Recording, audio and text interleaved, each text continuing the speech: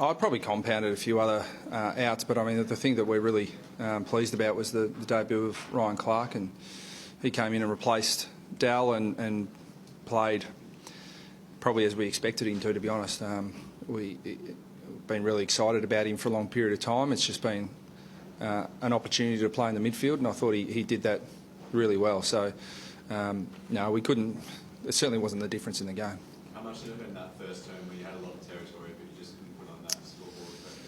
Yeah, that was disappointing. I mean, we probably controlled aspects of the game early, but couldn't convert. And conversely, West Coast were really efficient when they went forward. So that that was disappointing. But they're to their credit, they defended well and they attacked well. The forward injuries, you seem to be getting there, but not doing enough with it. Is that a fair assessment? Sorry, our form with forward injuries. Oh, forward entry. Sorry. Well, yeah. I mean, both teams had the same number of entries, so I think it's fair enough to say that they were more dangerous than us going forward. They certainly counter-attacked better than we did. But I think it was more of, rather than our forwards per se, it was more the way we moved the ball in that was the issue. So it hasn't been a massive problem for us in the past. In fact, it's probably been a strength. So something we'll have to go and improve. Brad Day kicked 4 goals from 50-metre penalties. Was discipline an issue for the team? Yeah, well, you don't want to give up 4 goals to free kicks and 50-metre penalties, and we play an aggressive, combative sport, but it's a very fine line you walk, and the difference between being hard and combative versus undisciplined is quite thin at times, and we were on the wrong side of that line today. How much did you address that after the game with the guys? Yeah, we spoke about it. And what was their feedback? That they just listened. Brad, how do you got to 8th spot?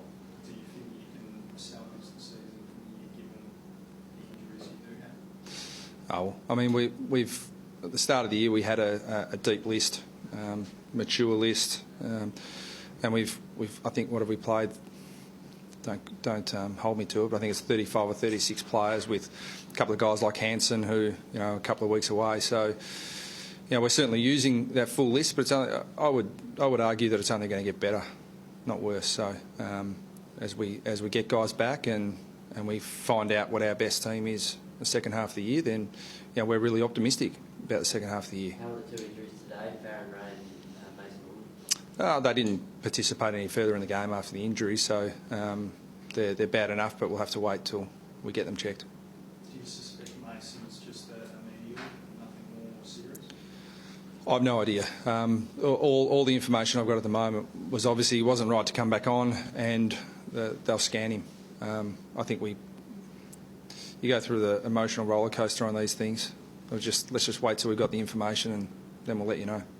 How optimistic are you? Top 4 optimistic still? Depends how everyone else goes. Our best footy's in front of us. We've played some really good footy this year, and we've had some challenges put in front of us, and some challenges we haven't been able to quite overcome.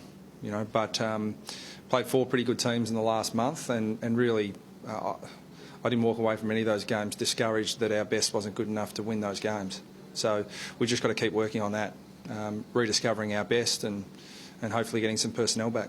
Is it purely and simply getting that personnel back, or does it run a bit deeper than that? Oh no, I think there's probably a combination of factors, and the personnel back won't necessarily be everything, partly because Ryan Clark's now come up and played really well, so someone's got to push him out of the team. Mason Wood, before he got injured, he wasn't going out no matter who came back.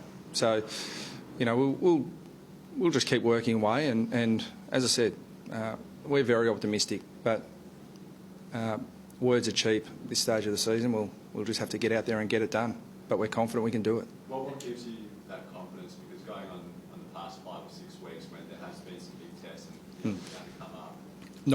9-0 is probably the confidence. And then being in front at half time, the previous 3 games, we certainly haven't injuries pre-game are irrelevant. You start with 22. We haven't finished with 22 any of those games. So there are all sorts of factors, including the fact, as you mentioned before, we're not scoring well enough from our supply, and we'd like to defend a little better.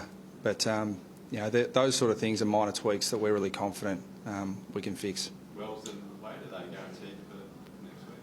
Nope, don't know. Is there a chance of that? I haven't got any comment to make. I just can't get it right, so I'm just giving up trying to guess. And I'm not trying to be evasive. I'm just telling you the truth. And Nick Del Santo, why was he late withdrawal? He was sick. He was sick. He woke up sick this morning, so he just wasn't well enough to play. Andrew Swallow came off and then went back on that last school year. He's okay. Yep. That's why he came back on. Thanks all. Yep. Yeah.